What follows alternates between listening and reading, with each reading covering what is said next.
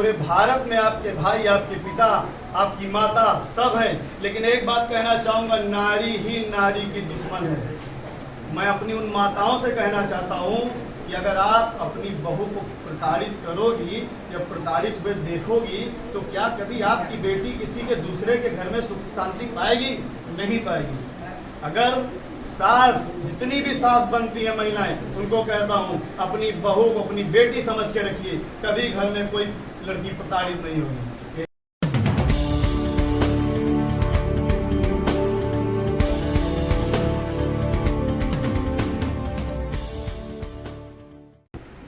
मानवाधिकार परिषद के प्रदेश इकाई में महिला विंग्स में आपको प्रदेश अध्यक्ष की नियुक्ति मिली है, इस पर क्या कहना चाहते हैं, कैसे इस पर जिम्मेदारी का पूछा है? पहले तो मैं शुक्रिया करना चाहूँगी पूरे बिहारवासियों को कि, और सबसे बड़ी बात है कि त्रिवेदी सर ने मुझे इस लायक समझा और मुझे इतनी बड़ी पद दी। और मैं चाहूँगी कि इस कार्य को जितनी भी महिलाएं हैं बिहार में, किसी भी तरह का प्रताड़ित हो रही है, किसी तरह की वो कष्ट सह रही है, मैं उससे उसको रूबरू करना चाहती हूँ। ठीक है। और मैं चाहती हूँ कि मैं ऐसे भी, मेरा बचपन से सपना था कि मैं कुछ महिलाओं के लिए करूँ, और वो मुझे आज ये मौका मिला है। और मैं चाहती हूँ कि इसे 24 आवर्स इस पर अमल करूँ और इस पर काम करूँ। और जितने भी बिहार के जितने भी लोग हैं, जितनी भी लेडीज हैं, जितनी भी महिलाएं हैं, और जितनी भी महिलाएं सोई हुई है जो कि कष्ट में जी रही है, मैं उसको उससे निकालना चाहती हूँ। और इसके लिए मुझे त्रिवेदी सर ने पूरा अधिकार दिया है और मैं इनके बहुत बड़ी शुक्रगुजार हूँ। और मैं चाहती हूँ इस पर मैं अमल उतरूँ। और कौन कौन सा सेक्शन होगा जिसपे महिलाएं जो पीड़ित है उन पे काम करेंगे? किस किस टाइप की महिलाओं पे? जैसे कि कुछ महिलाएं होती हैं कि जो घर में प्रताड़ित होती है, कि कोई घरेलू मामला हुआ, जो पति से प्रताड़ित हो रही है, जिसका हस्बैंड, जिसका पति किसी महिलाओं को दारू पी के ड्रिंक करके उसको प्रताड़ित करता है, या किसी महिलाएं, उसकी सास ससुर उनको कष्ट देते हैं, किसी को अपना घर में अपना अधिकार नहीं मिल रहा है, अपना अदर बेदर ठोकरें खा रही है, मैं उस चीज को इस पे अमल करना चाहती हूँ। अगर बात की जाए, महिलाएं कहीं ना कहीं अपने सिचुएशन की खुद जिम्मेदार होती है, शिक्षा कहा जाए तो वो शिक्षित नहीं होती, जिस कारण उनको ये सब। मैं महिलाओं को भी जागरूक करना चाहती हूँ कि आए और मेरे साथ जुड़े, और जो भी उनकी कठिनाई है मेरे से आके शेयर करें। और मैं कोशिश, मेरा यही रहेगा कि मैं उनका हर निदान को, हर कष्ट को मैं रूबरू करूँ।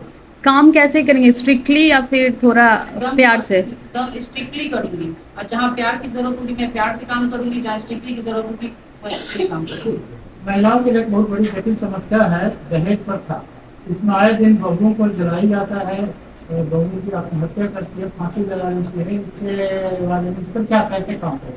मैं इस पे यही कहना चाहूंगी सर कि जिस महिलाएं अगर दहेज प्रथा के खिलाफ, अगर उसके परिवार में उसको परेशान किया जा रहा है, उसको टॉर्चर किया जा रहा है, उसको किसी भी परिस्थिति में उसको मतलब प्रताड़ित किया जा रहा है कि आत्महत्या कर ले या अब जला दे, तो मैं उस बेटी के पिता को बस यही कहना चाहूंगा कि जितने सुखी संपन्न से अपनी बेटी को विदा किए हैं, और उसी ढोल बाजार पूरा जिस तरह से अपनी बेटी को पूरा बारात के साथ विदा किए, उसी तरह ससुराल से अपनी बेटी को घर पे ले आए, क्योंकि बेटियां कमजोर नहीं होती हैं।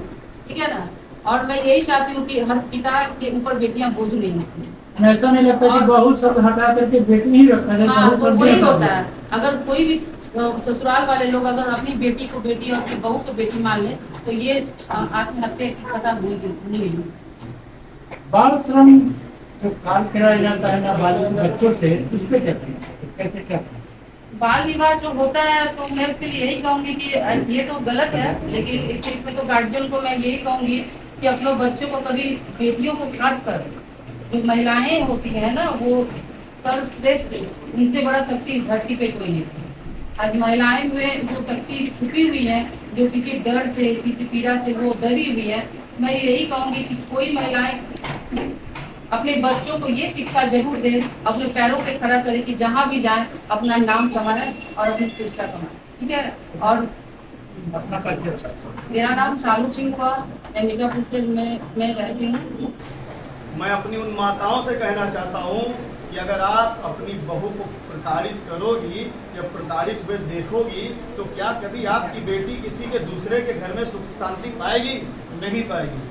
अगर सास, जितनी भी सास बनती है महिलाएं, उनको कहता हूँ अपनी बहू को अपनी बेटी समझ के रखिए, कभी घर में कोई लड़की प्रताड़ित नहीं होगी। यही कहेंगे। और कुछ पूछना है तो अगर बात बाल मजदूरी की जाए तो जी। आए दिनों आप हर एक होटल रेस्टोरेंट छोटे छोटे जगहों पे आप देखिएगा कि बच्चे मजदूरी करते हैं बिल्कुल। और वो खुद नहीं छोड़ना चाहते हैं। बिल्कुल। इसको कैसे टैकल करिएगा? जानते हैं बच्चे क्यों नहीं छोड़ना चाहते हैं? क्योंकि उन बच्चों ने बचपन से गरीबी देखी। उन बच्चों ने दूसरे को देखा है कि वो किस शांति से, प्रेम से रहता है और उस चीज का उनके जीवन में अभाव रहता है, तो वो सोचता है ये जो हमें मिल रहा है इसमें ही मेरा जीवन चल जाएगा। उस बच्चे के ब्रेन में वो चीज बैठ चुकी है। तो हमें आपको उन बच्चों की काउंसलिंग करना है, उन बच्चों को समझाना है कि बेटा तुम्हारा स्थान ये नहीं है। चाणक्य ने देखा था एक बच्चे को दौड़ते भागते कूदते हुए और कूदते हुए, और उस बच्चे को चाणक्य ने चंद्रगुप्त बना दिया।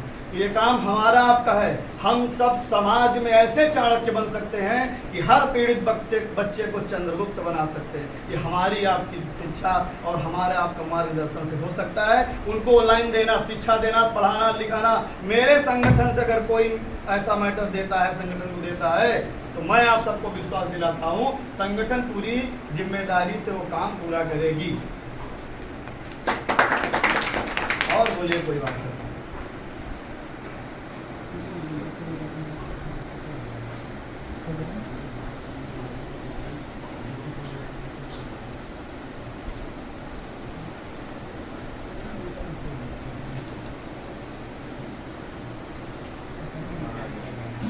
अब एक इंसिडेंट मैं आपसे कहना चाहूँगी कि अगर आप स्लम में जाते हैं सिर्फ एजुकेशन देने के नाते कि मैं आपको फ्री में पढ़ाऊँगा या पढ़ाऊँगी, they will not accept the offer कि हम क्यों लें, हमको पैसा दे दीजिए। इसका क्या इलाज है? ये भी बच्चों के साथ ही हो रहा है। वो लोग खुद भी, वहाँ भी यही है कि वो खुद नहीं पढ़ना चाहेंगे। यस। सभी को धन्यवाद, आपका प्रश्न बहुत अच्छा है। अवेयरनेस एक ऐसा विषय है, और आपने जो पूछा कि आदमी के नेचर में ये नैसर्गिक गुण है, जन्म लेता उस समय होता है। पहले किस चीज की आवश्यकता है समझ रहे ना? एक साथ नहाना भी है, खाना भी है, पढ़ना भी है, तो सबसे ज्यादा जरूरी क्या है? भूख लगी है तो चलो खा लेके फिर नहाएंगे। वो बच्चा इसलिए कर रहा है, उसको दैनिक मजदूरी की या तो लत है या उसके माता पिता उसकी आवश्यकताओं का पूरा निर्वहन नहीं कर पा रहे हैं। अगर आप उसे समझाएंगे कि देखो शिक्षा से भी आगे तुम बहुत बेहतर कर सकते हो, तो वो जानेगा। वहाँ पर लोगों में जागरूकता फैलानी होगी, और उसके लिए देश के हजारों लाखों संगठन काम करने के लिए प्रण तो लेते हैं, लेकिन उस मिशन को अंजाम